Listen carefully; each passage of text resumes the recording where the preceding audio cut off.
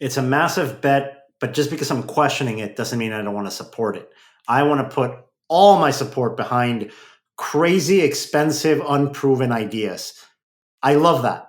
That's the industry that I want to be in. I don't want to be in the IP, let's make a movie to sell toys industry. There's enough of that out there. When big risky bets like this are made by major studios, that is exactly the type of stuff that gets me to theaters, that gets me excited. Even if I don't like the movie, I like the fact it exists.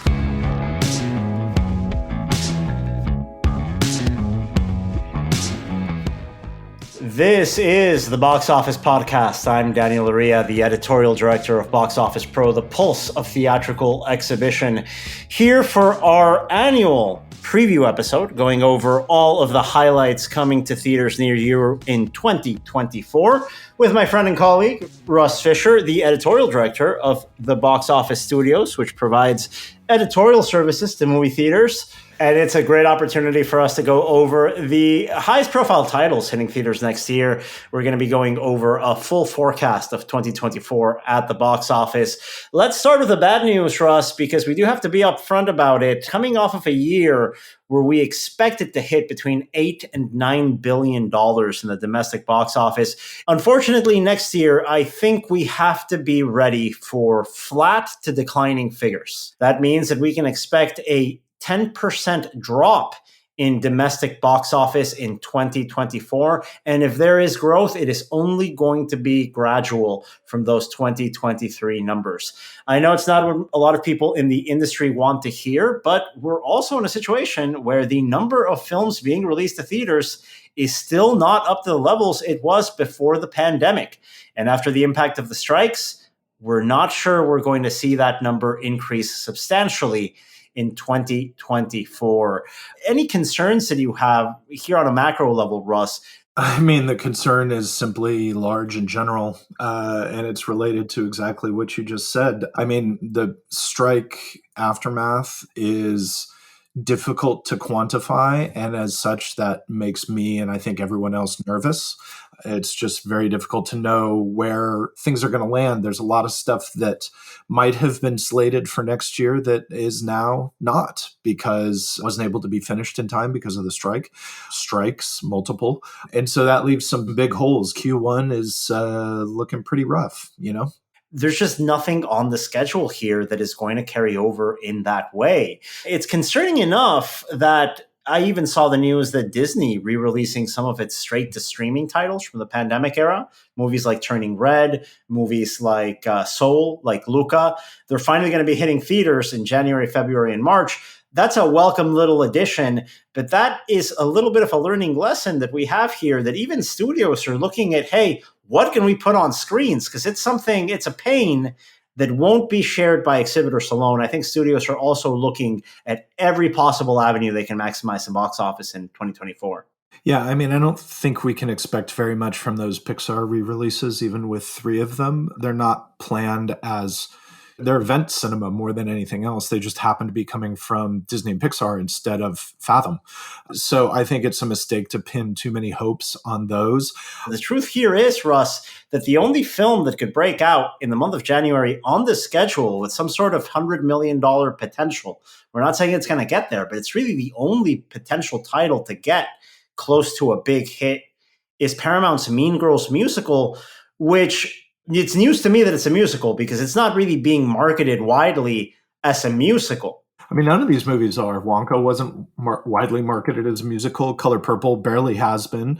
Mean Girls is not being marketed as a musical. It certainly seems like studios are nervous about audiences being turned off by musicals, which is just weird because, you know, you're denying the audience the chance to discover a thing that they want. There is an audience for musical movies out there.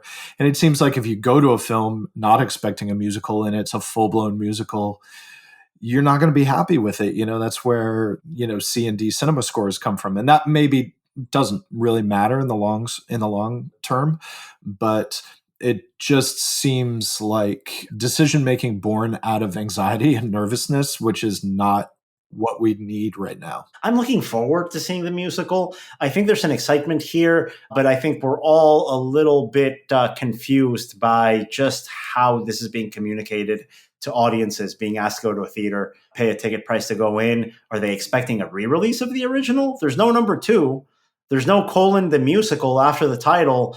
It might be a little bit of a challenge, but there is breakout potential for that Mean Girls movie coming out from Paramount on January 12th.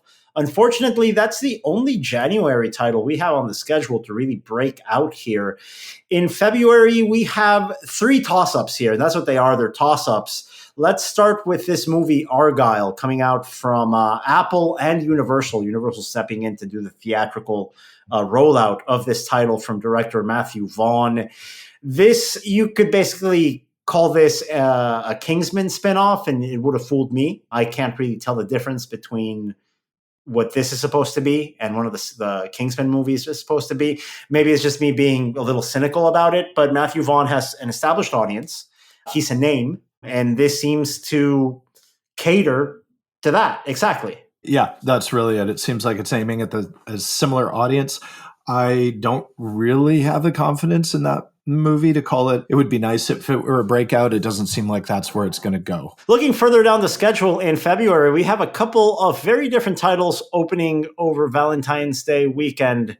I wonder why you'd put either of them on Valentine's Day weekend, but why not? Let's go over them, because one of them could break out, or they could be costly misfires. At least the Sony one could be costly. We've got Bob Marley, One Love, a bit of a biopic on Bob Marley coming out from Paramount on Valentine's Day. We saw a little bit of footage on that at CinemaCon. The footage, I think, was intriguing enough for us to pay a little bit closer attention to this title.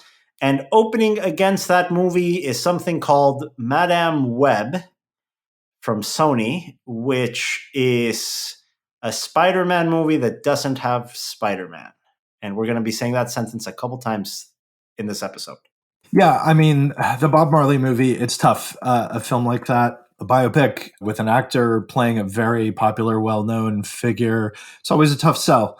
And we've seen a couple recently that didn't really go anywhere. You know, the Whitney Houston movie. Yeah, that one. We all thought that it was going to perform well. It really didn't in December 2022. Yeah, exactly. So, this looks probably better than I had any reason to expect it might look, but that doesn't necessarily give me the confidence to assume it's going to break out in the way that, we need something to break out. And talking about those concerns, we can either go the way of Morbius with Madame Web, or we can go the way of Venom with that title. I saw the trailer for this like everybody else did online, and I have more concerns than confidence at this point. As we were saying, a lot of question marks with new releases in all of January and February. But then we get into the first inflection point at the box office in 2024. March is expected to provide a much-needed boost to the market, starting with probably the movie we're both looking forward to the most coming out next year, Dune Part Two on March 1st. Originally rescheduled to mid-March after it got pushed out of the release schedule of early November of 2023. That got shifted because of the strike to be in mid-March. A couple of weeks back, Warner Brothers was like, you know what? Let's go a little bit earlier with this title. I think that's the right move. They're going to have a lot of runway with this. It's hard to say exactly what we expect in terms of money here, because the first part of this Dune two-picture saga was released day and date on HBO Max or Max, whatever we're calling it. And we don't really have the same market conditions to really anticipate how it's going to break out. But this is really the first $100 million lock that I think we all have confidence in for next year. I'm going to see it in premium large format. I think a lot of people are excited for this one. I think premium large format is key here. I think PLF is what drives Dune to the numbers we hope it's going to hit. Setting aside the question of whether the movie's good, et cetera, I think at this point, most audiences that need to understand Dune as kind of promising spectacle know that. They know it very well. The good notes that Wonka is getting are certainly going to help. It's, Timothée Chalamet doing a good thing for most audiences in Wonka. Him showing up 3 months later for Dune is a great thing. So, personally, dying to see the movie. Watched the first one again yesterday. Excited for it. But from a business perspective, it seems like it is checking off a lot of boxes that nothing else is checking off, certainly in the first 2 months of the year. It's a very unique proposition. There's nothing else quite like it in the market. And it's the same thing we're going to say about Kung Fu Panda, slated to release on March 8th from Universal. A family film in a corridor that really won't have too many new family films in the market. There has been a Netflix series that was also quite popular that ran for a number of seasons featuring those characters. But this doesn't seem to presume any understanding of that series. It really does seem like it carries forward from the previous movie, which was almost 10 years ago now. I mean, it's been a long time since one of these was in theaters. But, it's Jack Black, who people like. These movies are surprisingly good. They're weirdly good action movies. And there's every reason to believe that this will follow through on that promise as well. So, yeah, I think there's reason to have some real hopes for KFP4, we'll call it. That's a good one. Yeah. And then rounding out a very strong March at the box office that we're expecting is another title that we're very confident will also surpass the $100 million mark. Ghostbusters Frozen Empire from Sony, releasing on March 29th. Now, the Ghostbusters IP has gone through good times, bad times, good reboots, bad reboots. It seems like Sony has a lot of confidence in this being a building block to something bigger. This movie is really saying like, well, okay, you like that movie. Let's add in some deep nostalgia for the original film. It goes back to the New York location. It's got the old car. It's got the firehouse, the whole thing. It's also, the person who made it, I know that Jason Reitman is still producing, but it's directed by, I believe, Gil Keenan, who has done some good work. So I don't know, it'd be nice if it were good. It's not really up my alley at this point, but I very easily understand why Sony is pinning hopes on it. And that film was originally slated to release over the holiday corridor in 2023, rescheduled due to the pandemic. You have to think that now with a late March release date, it might be able to leg out a little bit more, have a little bit more breathing room. But at the same time, I don't know, that's Ghostbusters IP. It seems like there was an opportunity this Christmas, out of all Christmases, to really stand out in the marketplace. We'll see where it goes. I mean, I'm excited to see how audiences really embrace this as a franchise moving forward. Yeah, absolutely. I'm with you on that. I think Sony's confidence in the movie is probably well-founded. And moving forward, unfortunately, after that great March that we're expecting in the market, it's going to be another quiet period up until Memorial Day weekend. That means we've got a trio here of titles that could hit 100 million. Again, titles with potential that we don't really see as a guarantee. A little surprising to say this, but until we see more marketing materials and a little bit more excitement online from fans for this title, we don't want to overcommit on it yet. Godzilla and Kong, the New Empire. It's Godzilla times Kong.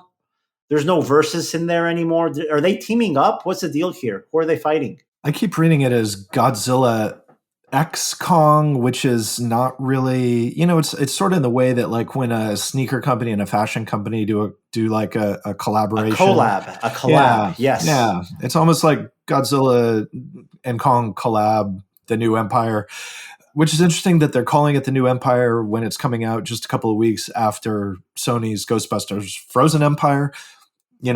Anyway, yeah, I think the last movie in the series was better than anyone expected. It was very entertaining. It did relatively well, especially given that it was released pretty early in the pandemic corridor.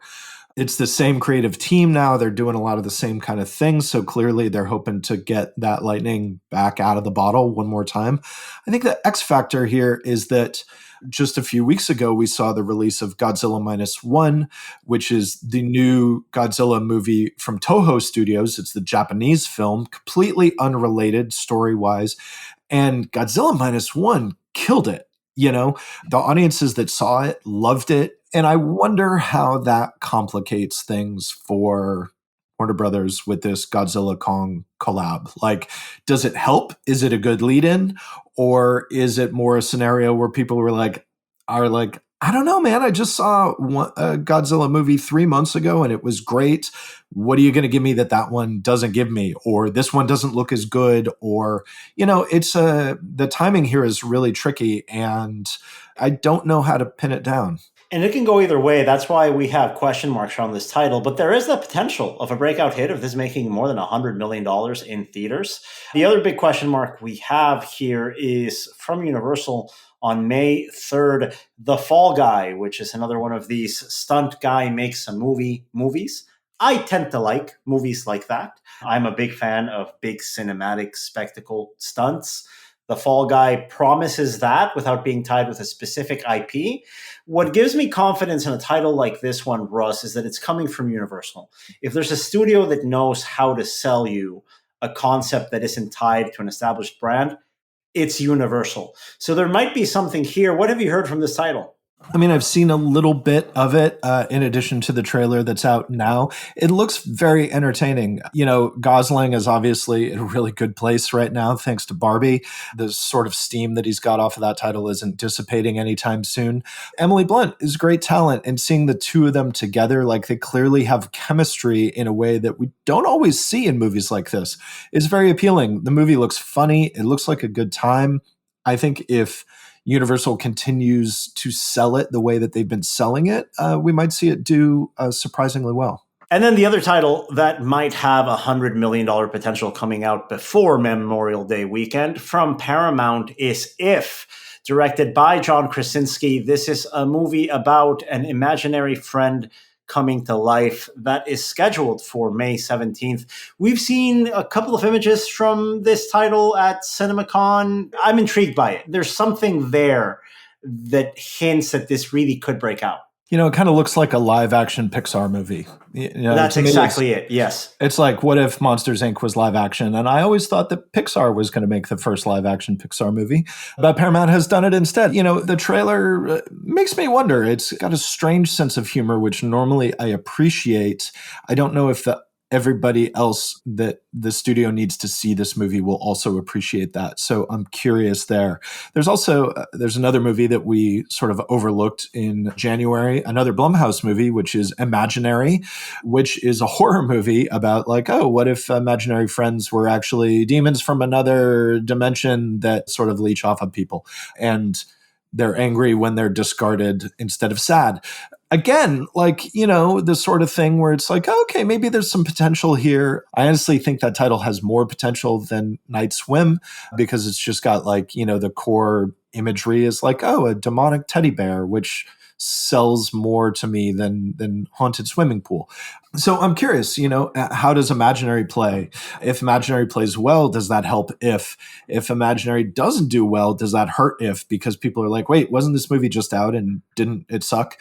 So it's a, you know, strange position for that movie to be in, and it makes me reluctant to assume anything about how it's going to play. And all of these movies are building up to what we expect to be a huge Memorial Day weekend corridor here with 3 titles coming out that all of them we feel very, very confident will at least reach $100 million. Some of them can reach a lot more than that.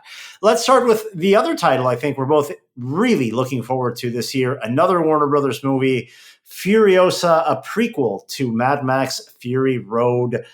I cannot wait for this movie. Yeah, I'm eager. I am. You know, the trailer arrived recently and it was well received. It looks just like, I mean, honestly, the trailer could just be called More Fury Road.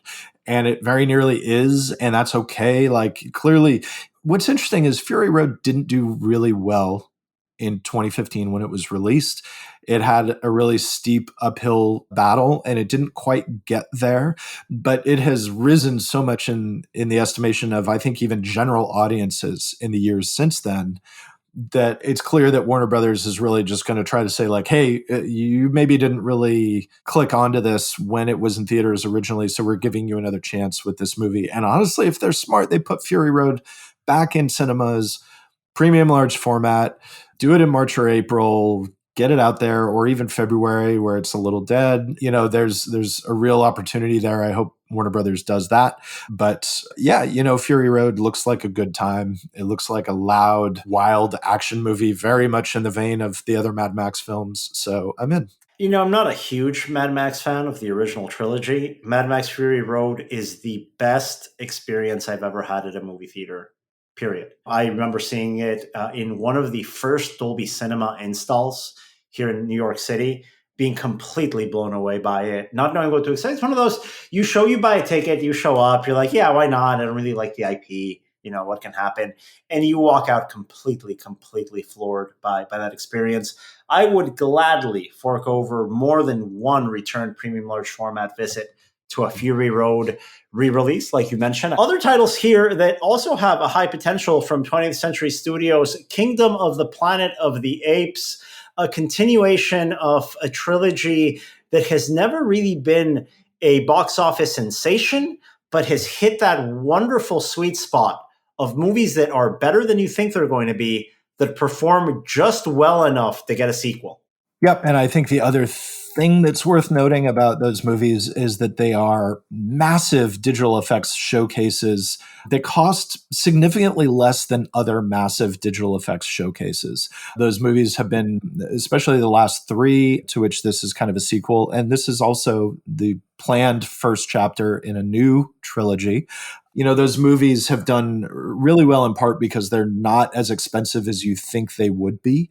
And they have very good legs. They're great. They have a great life on digital and home video, in as much as anything has life on home video now.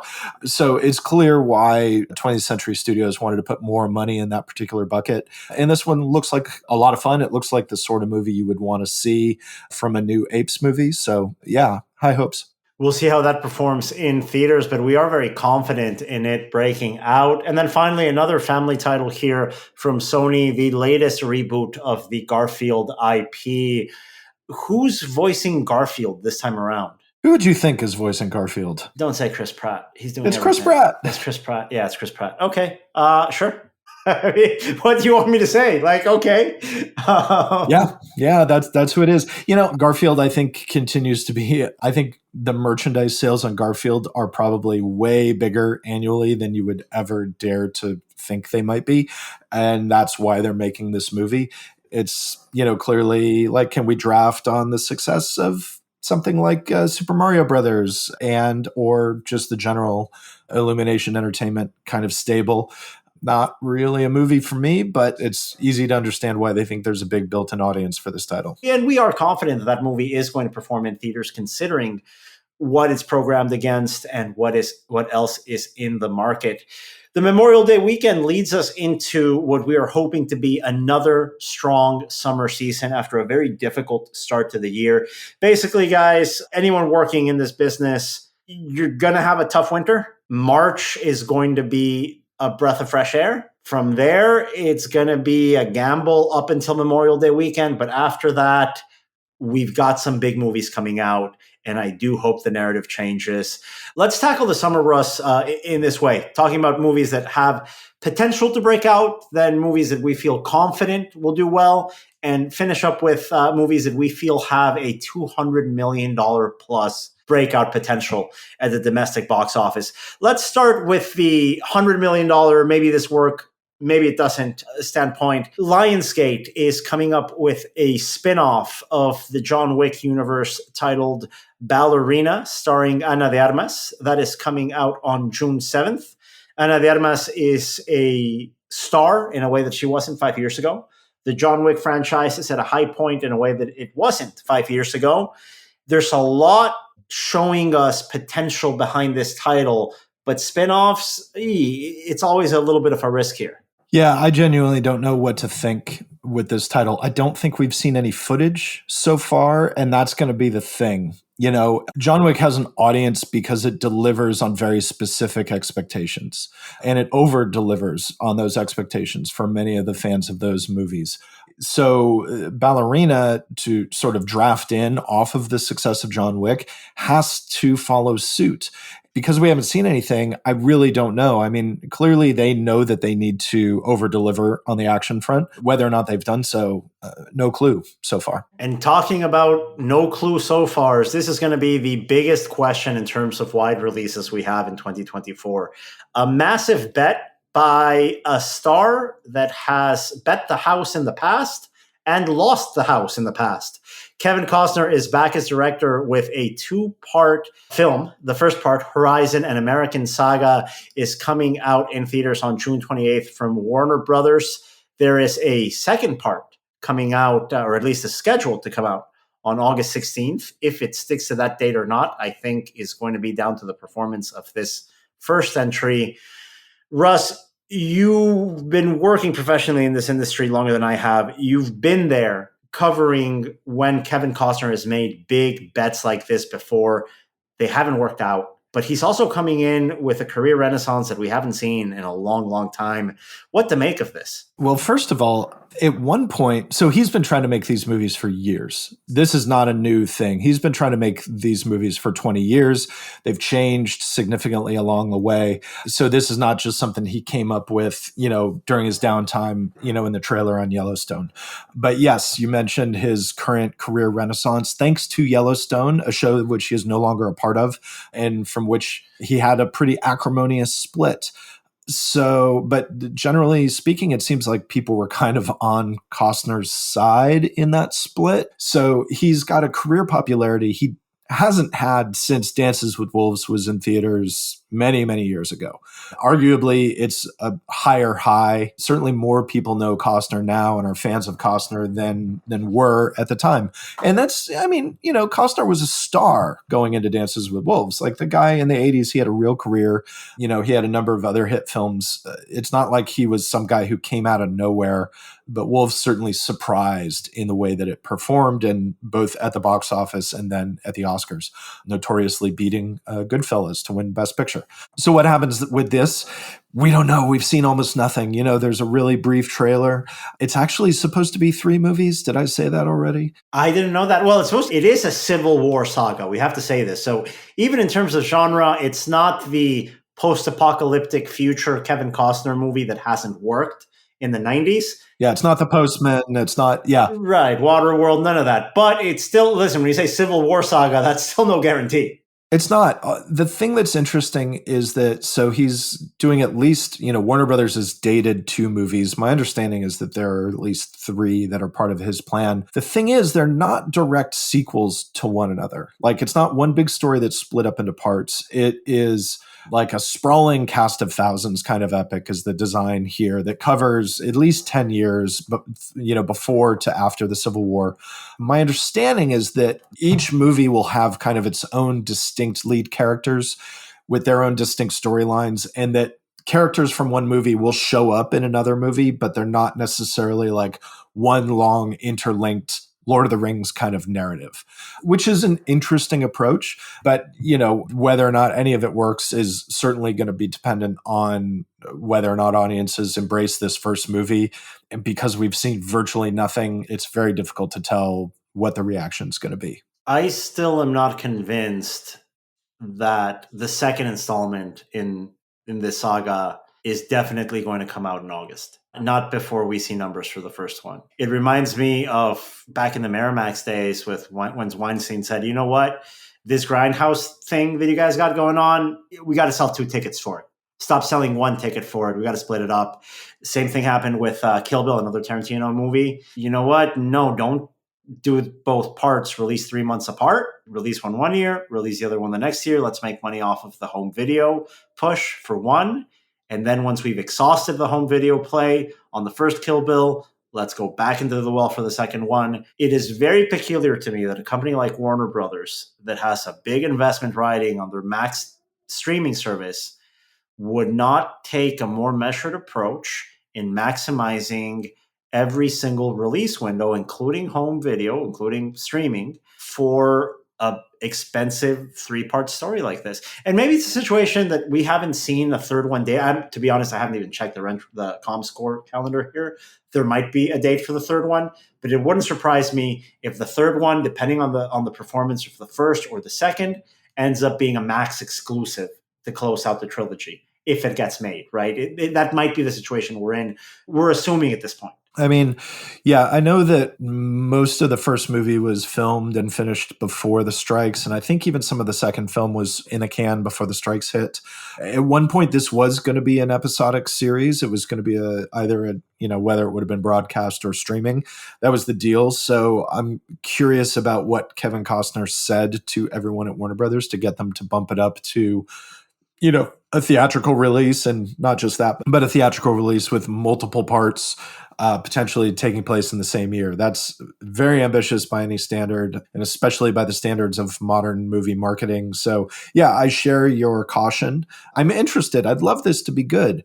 I like Costner. I would love a big, epic, like ridiculously like break the bank kind of Western. But until we see some footage, like real footage, there's a very brief teaser trailer out there that basically says, hey, there's a new movie that Kevin Costner is in. Until we see something real, I share your caution. It's a massive bet, but just because I'm questioning it doesn't mean I don't want to support it. I want to put all my support behind crazy, expensive, unproven ideas.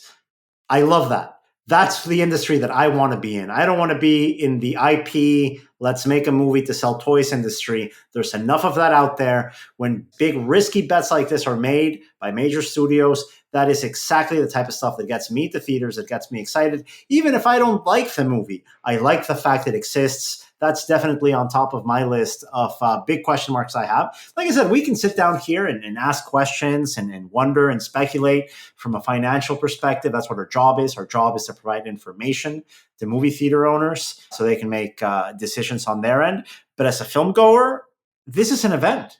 This is something for me to get excited about to do over the summer. And I can't wait to do it. Yeah, I completely agree. The great thing is I don't have to be worried. I'm not a financier. I don't have to be worried about this movie making money. I want it to be good. I want to be entertained by it. I want it to be something unusual that we don't get to see. The specific structure of this podcast means that I have to approach it from the perspective of, can it make money? But personally, I want to see it. I love that it's a big swing. I love that it's absolutely like kind of, Costner really like spending all of this cred he has accumulated to do a thing that he's wanted to do for years. That's great. I'm excited. That bet rarely pays off for anyone. I mean, I think it worked in hindsight only, for De Niro and Raging Bull, which ended up being the same risk for Scorsese, also coming off, no guarantees at the box office. It wasn't a financial success. Raging Bull very famously comes out the same year of another expensive period Western that doesn't perform, Heaven's Gate. It wasn't a box office hit, but no one ever sits back and says, hey, that Raging Bull really could have made more money. No one has ever said that. No, they call Heaven's Gate the mistake, but Raging Bull is the artistic triumph. And we're saying that less and less these days, actually. Heaven's Gate, I think, has found a critical reappreciation that is somewhat overdue, in large part because we didn't see the cut that Cimino wanted us to see. Well, that's probably Cimino's fault, knowing a little bit about how he went about things during production and post-production. But yeah, I think that's our expectations for something like this 2/3-part series from Kevin Costner. Yes, we have to talk about these things maybe making money, but when you talk about Horizon and American Saga, who cares? Some guy's betting his entire career viability on this. Why not go see it? On that front, we also have this year, we have the ultimate guy betting his personal career and his money on a movie, which is Francis Ford Coppola, who has been filming a movie called Megalopolis in Atlanta for like 2 years now. And this is a movie he's wanted to make for decades. He's paying for it himself because he's Coppola. He can. And nobody has any idea of what this movie is going to be. Is it going to be good? What's going to be the deal? And I cannot wait. I'm so excited that he's doing it. Like, yes, just go out and do your crazy ass thing. Because you're Coppola, you can. What else are you going to do? You make some small movie? Get out of here. The guy sold his wine business to finance this. Yeah, I mean, he's not betting the house. He's betting the vineyard. He bet the house for Apocalypse Now. He already did that. He's bet the house multiple times. Really. Multiple times. At this point, he's betting the vineyard. We'll see how that works out. But I completely agree. There's a romanticism to this industry when you see people just go out of their way to make something that they care deeply and passionately for.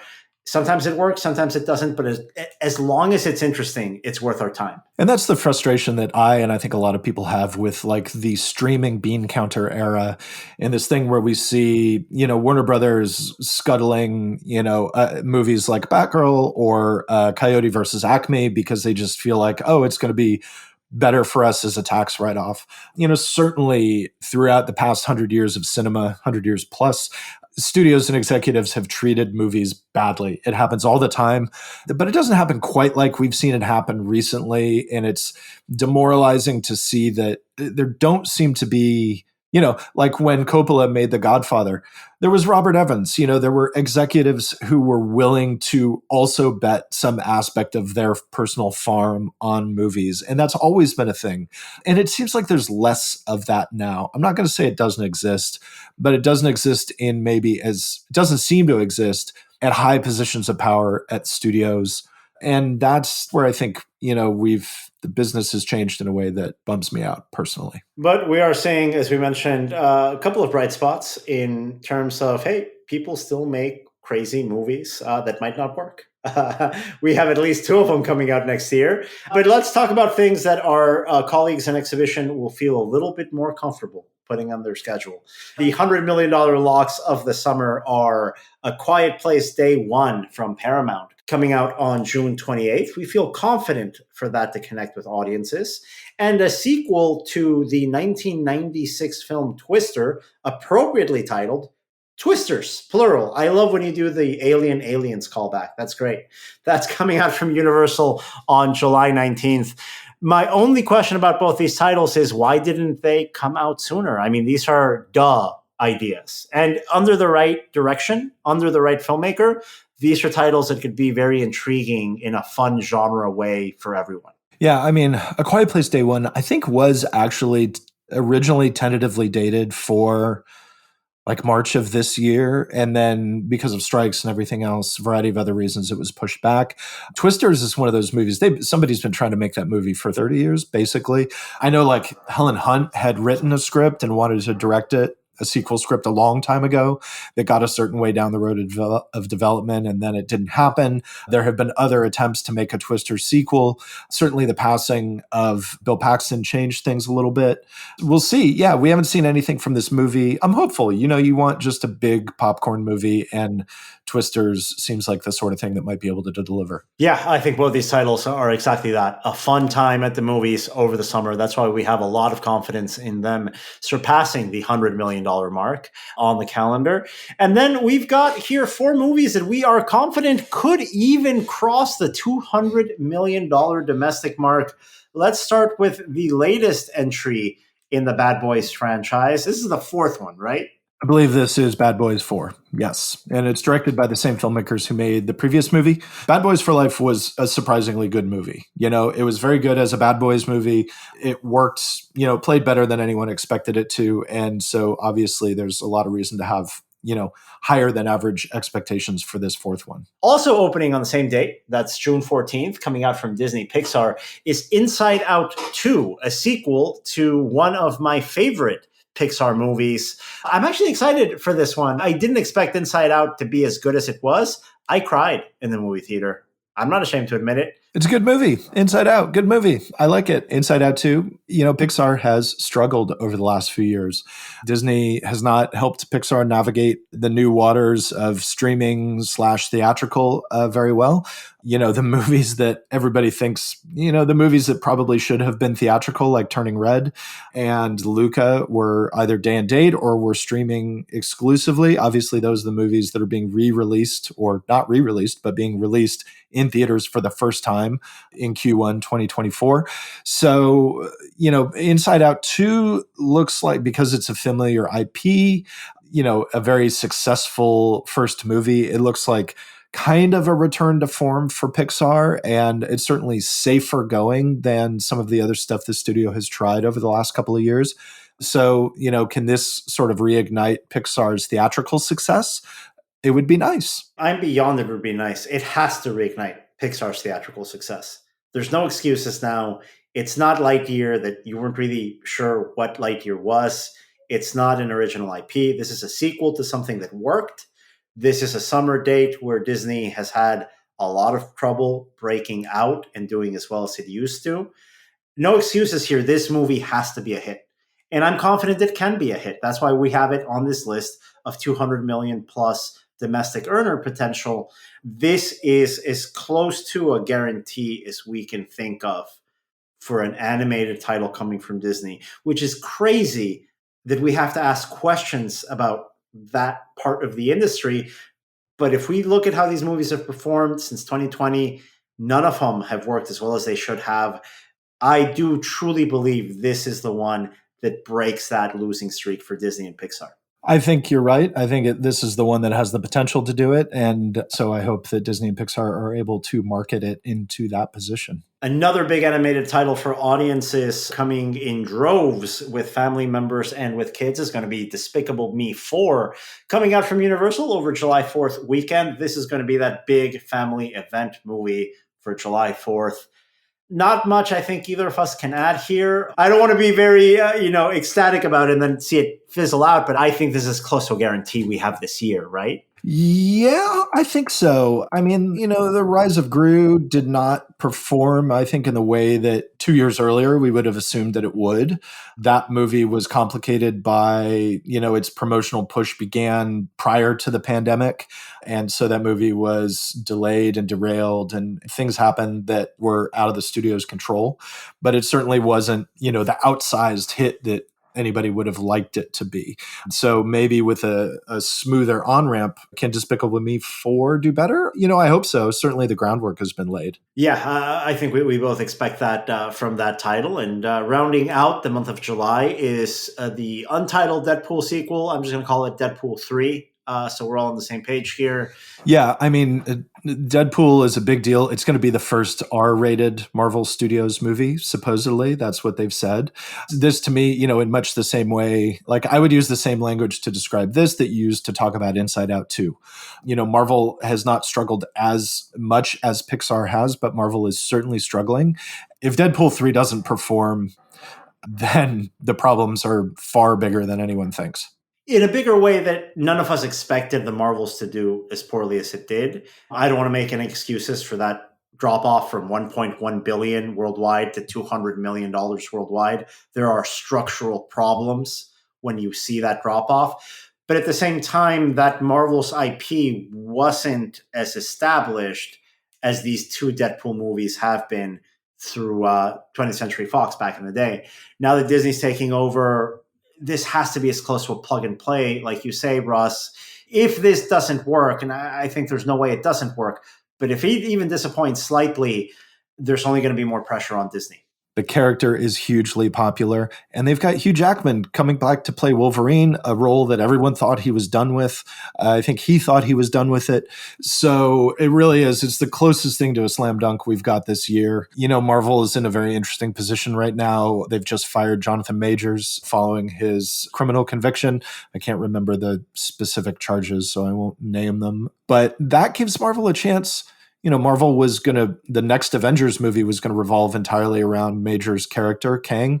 There's a lot of reason to believe now that Marvel is completely retooling that approach. And if the studio is smart, they're taking this opportunity to really reassess a lot of things that clearly have not been working over the past year and a half. And Deadpool 3 is a plan. Deadpool 3 is not done. They're still filming it, but, it's as locked as it can be at this point. So I don't expect wild things to change there, but you never know. And Marvel does a lot of stuff at the last minute. And if nothing else, I hope that they are taking the unfortunate Jonathan Majors situation as an opportunity to very significantly rework plans and assumptions. And, maybe Deadpool 3 can be a nice kind of fresh start. It's going to be a breath of fresh air from a series of films in the Marvel Cinematic Universe that have failed to connect the way they used to at the box office and have failed to connect with audiences the way they used to. And this is exactly the breath of fresh air that I think the MCU needs, especially since it's the only MCU title that's going to be released this year from Disney. Unfortunately, however, that is going to be the last hurrah of the summer because this has been the case for a number of years now since the pandemic. August looks slow, to say the least. Traditionally, a slow month at the box office. People are on vacation, kids coming back to school. We've got the second part of Horizon and American Saga scheduled for August 16th from Warner Brothers. I'm still, like I said, Not entirely sure that'll stay there. I want it to stay there. Sounds like an awesome experiment, but that's up in the air. And then another question mark here. The second of 3 Spider-Man without Spider-Man movies coming out this year from Sony. Kraven the Hunter, originally scheduled for the fall of 2023, moved to August 30th of 2024. This movie was mostly done. We'd all seen footage from it. The strike pushed it. I don't know if there were reshoots. I don't know how much of it was done.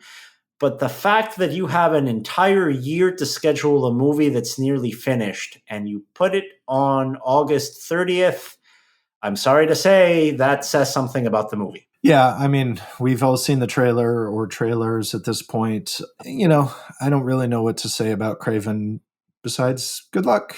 Yeah, and I think that's what gets me a little bit nervous about this Spider-Man spin-off universe, pun intended there, is you pick the first of these movies to be released this year to come out in February. Okay, that tells you something. And the second one in August, I mean, come on. Hopefully we're wrong. And listen, what I've seen of Kraven the Hunter hasn't been bad. It looks like a gritty action movie. I like gritty action movies. Yeah, we'll see how that performs. It does have that potential to break out beyond the $100 million mark, but we still have a big asterisk around anything not titled Venom outside of the Spider-Man Spider-Verse universe. Yeah. I mean, I think that, again, Madam Web, you've got actual characters in kind of like Spider-Man costumes. So that gives you an edge that something like Kraven the Hunter does not have. But whether or not that'll, be something they're able to capitalize on, as we've already said, we'll see. I would put more money on Madam Web than I put on Kraven the Hunter, put it that way. And now let's go over the fall and winter months of 2024 to close out what we expect to be a stronger end to the year at the box office in 24 than we had in 23. At least one with more sure things, with a more balanced release slate. Let's start with the $100 million potential earners here. Movies that we're not sure are going to do great, but that definitely have a potential to connect. Let me start here on September 13th with a Transformers animated movie titled Transformers 1 from Paramount. We saw Rise of the Beasts that came out from the studio earlier in 2023 do surprisingly well domestically and really reignite this IP in a way we had not seen it be relevant for many years. I think there's some goodwill riding on this Transformers animated title, Russ. Yeah, I agree. I mean, animation and Transformers go together well, kind of like you were saying before, where, certainly prior to the Michael Bay movies, Transformers were really TV and toys. And so, an animated movie, if it looks... I think the thing with the Transformers animated movie now is what's playing really well is this kind of almost, hesitant to call it revisionist animation, but slightly more daring animation in the Spider-Verse movies and Teenage Mutant Ninja Turtles. The latter coming out from Paramount, for example, last year, that also crossed the $100 million mark. And we were talking about that Turtles animated film from Paramount that came out in 23 in very similar terms that we're talking about this Transformers title. Absolutely. So if they've applied the same kind of moxie to this movie, then they might, there's some breakout potential there. Talking about breakout potential, on the schedule, still untitled. We're not sure if this is going to stick the date, but there's potential here from Universal and Jordan Peele's Monkey Paw Studio is an untitled horror title. Now, Jordan Peele is not going to be helming this film, but it's horror, it's Universal. Barring anything beyond that, there's potential in the concept. Right now, Peele and Monkey Paw and Universal have 2 movies on the schedule. They've got this one in September, and they have Peele's next directorial effort at Christmas next year. I would bet you anything that Peele's movie is going to move off of Christmas. I don't think that movie is filmed. Focus Features recently set Robert Eggers' movie Nosferatu for Christmas. Focus and Universal are the same company. I don't see them programming directly competing movies on the same day. So if anything, I expect we're going to see Peele's movie move probably into summer of 25. But meanwhile, we have this mystery September movie, maybe we'll get details about that at something like South by, or we don't know, CinemaCon perhaps. Yeah, I think that seems about right. We're going to reserve any further analysis until we learn a little bit more about that title. But again, conceptually, it makes sense in the schedule. There's something there. Talking about horror movies that can work during this period, on October 18th, the follow-up to the surprise box office hit from 2022, Smile 2, coming out from Paramount. That is October 18th, right before Halloween. The first one did well with audiences. Paramount did a great job putting out in theaters. This is going to be a tricky year for Paramount. There's no Mission Impossible, but there's no Tom Cruise, basically. So Paramount is going to be working extra hard to make sure that in a Tom Cruise-less year, their genre movies overperform. And they have a good track record in that. And I mean, as we record this, it's less than 24 hours after news broke that David Zaslav and Warner Brothers Discovery have discussed the possibility of buying Paramount outright. Paramount has been more or less for sale for a while. There's been talk of David Ellison's Skydance taking control. The point being that if we're going into 24 with the studio looking at a potential sale or at a hopeful sale, then that means the slate has to perform. So, they don't want to be going into a sales situation and having, a dismal underperforming slate.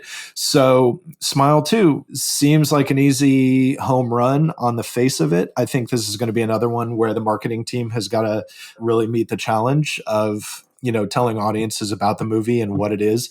But, people liked the first movie. It did well. It's had legs. So, it suggests good things for the sequel. It's worth saying that they knocked it out of the park with Smile. And so there's no reason to think they can't do that again.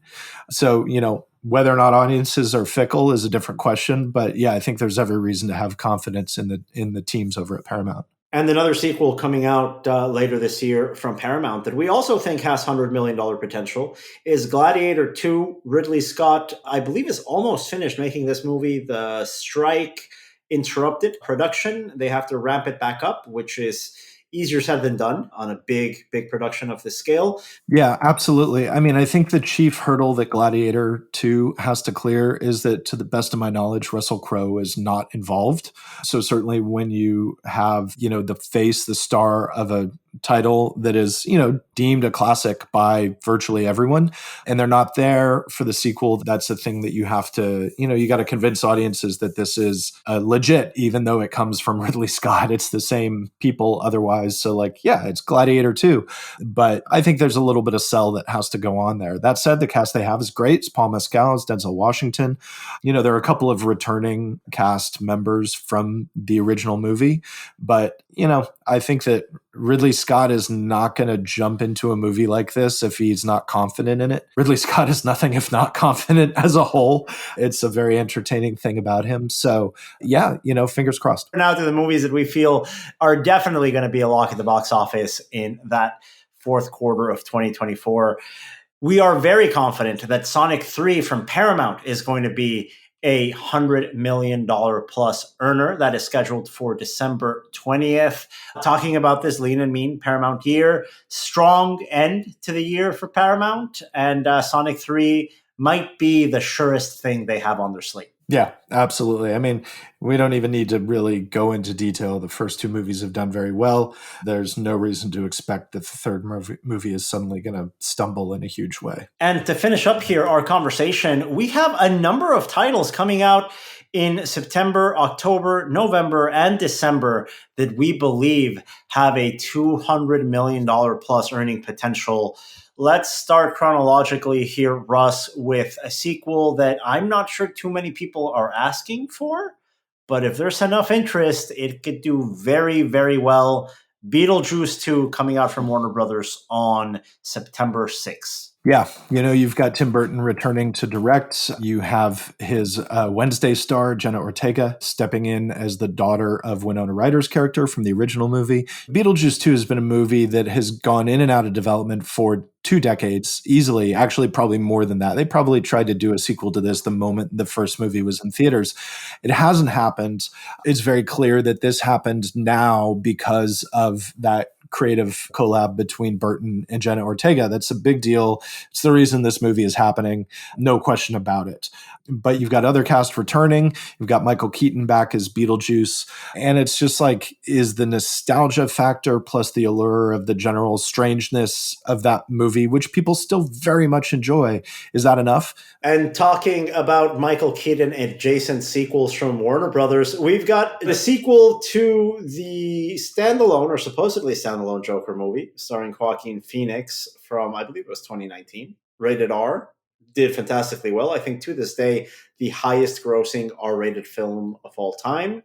But get ready. I'm going to white knuckle social media this October and November, Russ, because man, the annoying fanboys are going to have the time of their lives at the movies. We've got a Joker sequel and a Venom sequel like 5 weeks apart, man. Well, the other interesting thing about the Joker sequel, it co-stars Lady Gaga. Everyone assumes she's playing Harley Quinn. I mean, I think that's even been confirmed at this point. But the understanding is that the Joker sequel is kind of a musical, like maybe not a full-blown all singing, all dancing musical, but a movie that has significant musical numbers in it. And I'm curious to see about the degree to which Warner Brothers sells on that point or tries to hide it. That is definitely going to be one of the biggest hits of the year at the box office. Rated R or not, people will come out in droves to see it. That exact same audience segment, and I do say exact same, is going to come out to theaters 5 weeks later to see Venom 3. That's not the official title, but it's essentially the third Venom title on the schedule. I'm not sure how much of this has been filmed or done. I haven't seen too much of it. I hope it keeps that date, but like we said, once we get to this part of the schedule, things tend to move, and we just don't know enough about where Venom 3 was in terms of production before the pause from the strike. What we do know was well into production was the first of a two-part adaptation of the hit musical Wicked, finally coming out from Universal. It's been delayed numerous times over the years. It's finally hitting theaters here on November 27th around the Thanksgiving holiday. Cross-quadrant family title. I mean, I know we've been saying, can the Mean Girls musical, can the Color Purple musical? I mean, this is the musical of musicals in recent generations. This is going to bring people out. If this musical doesn't bring people out, musicals aren't going to get made for the next 15 years in Hollywood. Yeah, you would think. I mean, this is, like you say, this is a capital M musical.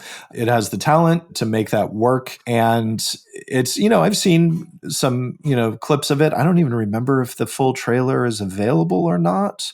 I think maybe it's not. There were just some images and things like that. I mean, it's very big. It's very colorful. They're, being super ambitious with the physical production of it. And so I hope it works. Certainly there's a huge audience for this movie or pair of movies. And yeah, like you say, this seems like as close to a slam dunk musical hit as anybody's going to get anytime soon. And we saw some glimpses of it at CinemaCon 2023. I expect a big chunk of Universal's presentation at CinemaCon 2024 to be based around this title. Yeah, this very well might be one of the big buzzy titles of this year, depending on what we get to see ahead of time in terms of marketing. And then coming into December, we've got a movie with, I think, a lot of upside here. If they're able to capitalize on this IP's newfound fan base, we've got Karate Kid in an interesting iteration. As I understand it, Ralph Macchio is back, and Jackie Chan is back. And Jackie Chan was part of the reboot thing. Are they going to bring in Hilary Swank as well? I'd love them to.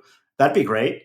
Just a meeting of the generations of the karate children. Certainly the casting suggests that this is going to be some kind of probably continuation of the Cobra Kai series, which has a large fan base, and then also bring that together with the 2010 reboot that featured Jackie Chan. As we've been talking about, the way that streaming series can come in and help a theatrical IP and revitalize a theatrical IP can come and benefit the box office. We do expect that with the renaissance of the Cobra Kai streaming series that's been a hit, especially over the pandemic.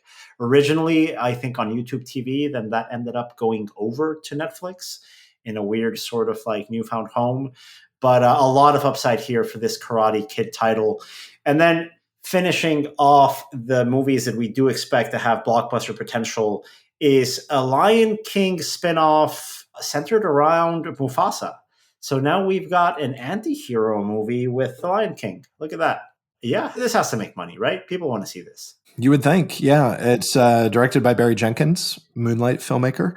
So I don't know that much more about it. I've seen like little tiny sort of sizzle reel-ish glimpse, but really, yeah, I mean, it's in the vein of the CG remake of The Lion King, which is to say it's not really live action, but it's meant to look kind of like live action. But yeah, interesting concept. We got to see what they've really done with it, though. And out of all these movies, Russ, what's your pick? Really early pick for the highest grossing movie of 2024? The easy money is on Deadpool 3. I wonder, in a different year, that would have been the lock. Now, man, I don't know. Kung Fu Panda 4 might do really well. Despicable Me has a lot of potential. If they can make it work, Wicked. I have a lot of questions about Wicked, but certainly the potential for Wicked to be the biggest movie of the year is there. Yeah, I'm really, the last couple of years have changed anything I might have thought I knew about what was going to perform and what's not. And now I'm really reluctant to put my name on the line. It's not on the line. Nobody cares. But yeah, it is tougher now to say where things are going to go. I think for me, it's a toss-up between Despicable Me 4 and the third Deadpool movie. I think anyone that listens to this podcast knows that I'm very skeptical about the true potential and ongoing appeal of the comic book movies of the Marvel Cinematic Universe. But this Deadpool sequel exists in a separate universe than everything. You don't have to watch a bunch of TV shows and movies to engage with this superhero and this sort of irreverent humor. It's also a year where the demand for superhero movies isn't going to be spread too thin. It's really concentrated to the middle of the summer to this one movie. It's not like this year where you had an Ant-Man, you had a Guardians early in the year. Multiple DC movies, the whole thing. No. There's no DC movies. Oh, there's the Joker movie, but that's not really different. A DC. Yeah, it's a different thing, right? And I still think that might be a dark horse for the highest earning movie of the year for the same reason. But yeah, don't sleep on Despicable Me 4. In the summer, there's no real animated family movies around that corridor. July 4th weekend, lots of legs in that going through the summer vacation corridor. I know family audiences and exhibitors are going to be looking forward to that. So those are our early picks for the highest grossing movie of 2024. Let's finish this off, Russ, with the most anticipated movie of 2024 for us personally. Enough talking about how much money these movies could make, will make. I don't love talking about films in that regard. What do you want to see as a movie fan? I mean, some things are obvious. Dune 2, Nosferatu, very curious about Nosferatu. And then, yeah, what else do I want to see? Furiosa has to be on there. I mean, those are the two you mentioned, and Furiosa, that's my trifecta right high there. On the list. Yeah, and then, the thing is, there's going to be a lot of stuff announced and dated. There'll be things that show up at festivals, stuff that comes out of Sundance. There are a bunch of things that we just don't even have dates or titles for right now. So those are not the things that I'm excited for to the exclusion of all else. But out of the stuff that we've seen here, we've talked about today, certainly those three movies are high on the list. And I want to see Deadpool 3 too. It's like I enjoy like the height of Marvel movies. I really enjoyed those. I haven't enjoyed the last couple of years. I would like to enjoy them again. I like Hugh Jackman as Wolverine. And that I think is why Deadpool 3 has a lot of box office potential, because I think that it really has the ability to draw an audience back in that has maybe slipped away. Yeah, I think that's a really good way of summing it up, Russ. A lot to look forward to, a lot of questions we need answered, not the least of which is, are we still going to have the same number of major studios by this point next year that we have now? That Warner Brothers Paramount thing making a lot of people sweat right now across the industry. That's going to be one of the major stories, if not the biggest story of 2024 for this industry. And you'll be able to learn more about that and everything else in the world of theatrical exhibition through our website, boxofficepro.com, our magazine, Box Office Pro Magazine, and this podcast, which comes out every single Thursday. Thanks again for listening. On behalf of Russ Fischer and myself, Daniel Loria, we appreciate all your support, and we will be back next week with a new episode of the Box Office Podcast. Thanks again, and we'll talk to you again next week.